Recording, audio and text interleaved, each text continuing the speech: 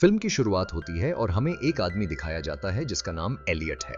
Elliott मरे हुए लोगों की डेड बॉडी को फाइनल राइट्स के लिए तैयार करता है ताकि उनकी आत्मा को शांति मिल सके। लेकिन यहाँ एक अजीब बात यह थी कि एलियट इन डेड बॉडी से ऐसे बात करता था जैसे ये उसके दोस्त हों।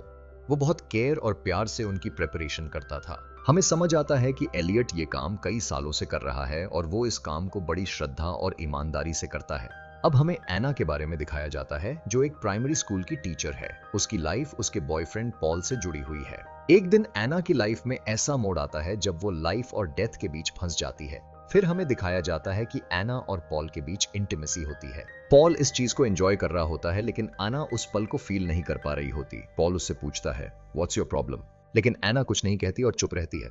एना का अपने स्टूडेंट जैक के साथ बहुत अच्छा बॉन्ड था। जैक एना को बहुत मानता था और एना भी उसे अपने बेटे जैसा समझती थी।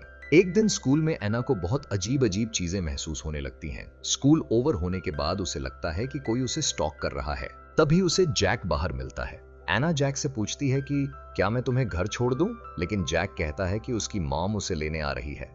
इसके बाद एना डॉक्टर के पास जाती है और कुछ मेडिकेशन लेती है। फिर वो एक पार्लर जाती है और अपने बाल डाई करवा लेती है। वो अपने पियानो टीचर की फ्यूनरल में जाती है और वहां भी उसे कुछ अजीब फील होता है। उसे ऐसा लगता है कि उसकी पियानो टीचर की डेड बॉडी अब भी सांस ले रही है, जैसे वो मरी ही ना हो। अब एलियट वहां आता है और वो देखता है कि एना का बिहेवियर कुछ अजीब सा है। शाम को पॉल एना को डिनर पर इनवाइट करता है और इस बार वो उसे प्रपोज करने के लिए रिंग भी लेकर आया होता है। पॉल एना से कहता है कि वो जल्द ही शिकागो जा रहा है, लेकिन इसी बात पर दोनों के बीच बहस हो जाती है और एना बिना पॉल की बात सुने वहां से चली जाती है। बाहर का वेदर बहुत खराब था और एना अपनी मूविंग कार में बैठी होती है। वो अपना फोन निकालती है और किसी का नंबर डायल करती है, लेकिन तभी सब तरफ अंधेरा हो जाता है और उसका एक्सीडेंट हो जाता है।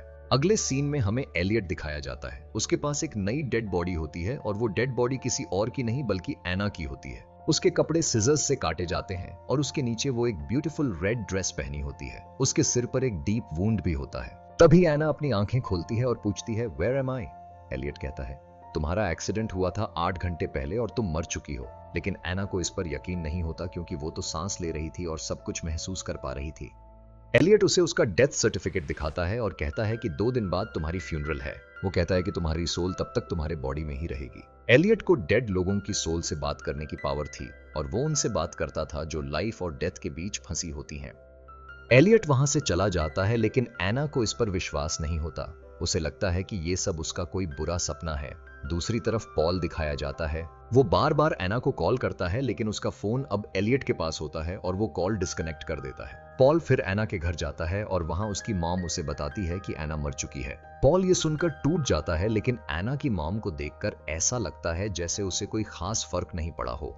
एलियट फिर एना की डेड बॉडी को फ्यूनरल के लिए तैयार करता है। वो एना को इंजेक्शन देता है ताकि उसके मसल्स पूरी तरह रिलैक्स हो जाएं। एना की मॉम वहां आती है और एलियट से कहती है कि इसके बाल फिर से ब्लैक कर देना, ये रेड हेयर में बहुत बुरी लग रही है। पॉल भी वहां एना की बॉडी को देखने आता है लेकिन एलियट उसे देखने नहीं देता क्योंकि वो फैमिली मेंबर नहीं था। एना अपनी जगह से उठती है और पॉल को बुलाने की कोशिश करती है लेकिन उसकी आवाज पॉल तक नहीं पहुंचती। एना सोचती है कि शायद एलियट ने उसे कोई ऐसा ड्रग दे दिया है जिससे उसे कुछ फील नहीं हो रहा है। दूसरी ओर पॉल पुलिस स्टेशन जाता है और अपने पुलिस फ्रेंड से मदद मांगता है लेकिन उसे परमिशन नहीं मिलती।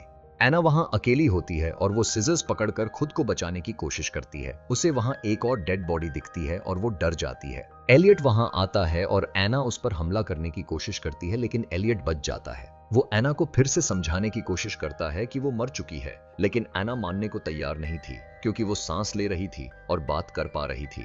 रात को एना को एक ड्रीम आता है जिसमें वो खुद को उस डेड बॉडी की तरह देखती है। वो फिर से रूम में चीजें फेंकना शुरू कर देती है। दूसरी ओर पॉल को भी एक अजीब सा ड्रीम आता है। एलियट एक गैस स्टेशन पर होता है, तभी उसे पता चलता है कि एना ने उसकी पॉकेट से की चुरा ली है। एलियट तुरंत वापस घर की ओर भागता है। एना एलियट के ऑफिस में जाकर पॉल को कॉल करती है और कहती है आई एम स्टिल अलाइव, लेकिन पॉल को लगता है कि कोई प्रैंक कर रहा है और वो कॉल काट देता है। एलियट वहां पहुंचता है और एना को मिरर दिखाता है। वो कहता है तुम मर चुकी हो, तुम्हें अपनी डेथ एक्सेप्ट कर लेनी चाहिए। लेकिन एना देखती है कि मिरर पर उसकी सांस की वजह से फेदर हिल रहा है जिसे एलियट चुपचाप साफ कर देता है। जैक को भी दिखाया जाता है जो एना को रेड ड्रेस में खिड़की से देखता है। अब एना मानने लगती है कि वो मर चुकी है। एलियट उसके बाल फिर से ब्लैक कर देता है। एना फिर ड्रीम में पॉल को देखती है और एलियट से पूछती है कि उसकी मॉम ने उसके लिए रोया था या नहीं। एलियट झूठ बोलता है कि उसकी मॉम ने बिल्कुल नहीं रोया। एना फिर पूछती है कि पॉल ने रोया था। एलियट फिर झूठ बोलता है, नो ही डिडंट क्राई। ये सुनकर एना का दिल टूट जाता है। फिर एलियट उसे एक इंजेक्शन दे देता है। पॉल एना के स्कूल जाता है ताकि उसके सामान को कलेक्ट कर सके। वहां उसकी मुलाकात जैक से होती है। जैक उसे बताता है कि उसने एना को रेड ड्रेस में देखा है। पॉल को यह सब बकवास लगता है और वो गुस्से में जैक को थप्पड़ मार देता है, लेकिन बाद में उसे इस पर पछतावा होता है। एक पुलिस ऑफिसर भी एक डेड बॉडी लेकर एलियट के पास आता है और उसे लगता है कि उसने एना की बॉडी को हिलते हुए देखा, लेकिन फिर वो मान लेता है कि वो उसकी आंखों का धोखा था। पॉल फिर से पुलिस से मदद मांगता है और कहता है कि सिर्फ पल्स चेक करके ये नहीं कहा जा सकता कि कोई मर चुका है, क्योंकि कुछ ड्रग्स ऐसे होते हैं जो पल्स को टेम्परेरीली रोक सकते हैं। लेकिन पुलिस उसकी बातों पर ध्यान नहीं देती। जैक अब एलियट से डेथ के बारे में सीखने में इंटरेस्टेड हो जाता है। एलियट कहता है, मैं सिर्फ उन्हीं की प्रिपरेशन करता हूं जो सच में मर चुके होते हैं। जो लोग अंदर से मर चुके हैं वो सिर्फ ऑक्सीजन वेस्ट कर रहे हैं। एना सोचती है कि अगर उसे एक और चांस मिलता तो वो अपने लव्ड वंस के साथ खुश रहती। वो कहती है कि वो अपनी गलतियां मानती है और अब बदलना चाहती है। एलियट उससे पूछता है कि अगर उसे दूसरा चांस मिलता तो वो क्या करती। एलियट उसे बाहर ले जाने लगता है, लेकिन एना रुक जाती है और कहती है, it's good that I died. वो अब अपनी मौत को एक्सेप्ट कर लेती है और खुद को तैयार करती है। फिर वो एलियट से कहती है कि वो एक लास्ट टाइम अपना फेस मिरर में देखना चाहती है। जब वो मिरर में देखती है तो उसे अपनी सांस का रिफ्लेक्शन दिखता है और उसे यकीन हो जाता है कि वो अभी भी अलाइव है। एना एलियट पर आरोप लगाती है कि उसने उसे ड्रग्स देकर उसे मरा हुआ दिखाने की कोशिश की, लेकिन इससे पहले कि एना कुछ कर पाए, एलियट उसे फिर से बेहोश कर देता है। एना की फ्यूनरल हो जाती है और पॉल पूरी तरह से टूट चुका होता है। एलियट पॉल से कहता है, मूव ऑन, लेकिन पॉल उसकी बात नहीं मानता। फिर एलियट कहता है, Anna is still alive, go save her. Paul भागता हुआ सेमेट्री की ओर जाता है ताकि वो एना को बचा सके, लेकिन असल में ये सब उसकी हेलुसिनेशन थी। एलियट ने रास्ते में उसका भी एक्सीडेंट करवा दिया था। फिर एलियट पॉल को अपनी पूरी सच्चाई बताता है कि वो लोगों को ड्रग्स देता है ताकि वो डेड दिखें, और फिर देखता है कि क्या वो अपनी लाइफ बदलते हैं। अगर वो नहीं बदलते तो एलियट उन्हें सच में मार देता है। अब एलियट पॉल की बॉडी को फ्यूनरल के लिए तैयार करता है और जैक उसे देख रहा होता है। जैक अब एलियट की तरह बनने की राह पर है और शायद फ्यूचर में एक सीरियल किलर बन जाए। और इसी के साथ ये स्टोरी खत्म हो जाती है।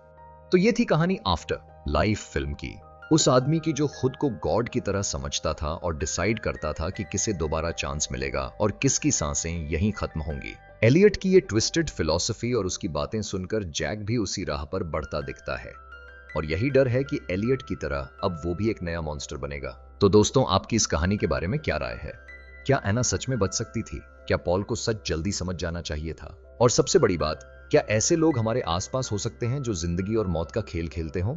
कमेंट में जरूर बताइए। और अगर आपको ये कहानी पसंद आई हो तो लाइक, शेयर और सब्सक्राइब करना न भूलें, क्योंकि ऐसी और डार्क कहानियां मैं आपके लिए लेकर आता रहूंगा।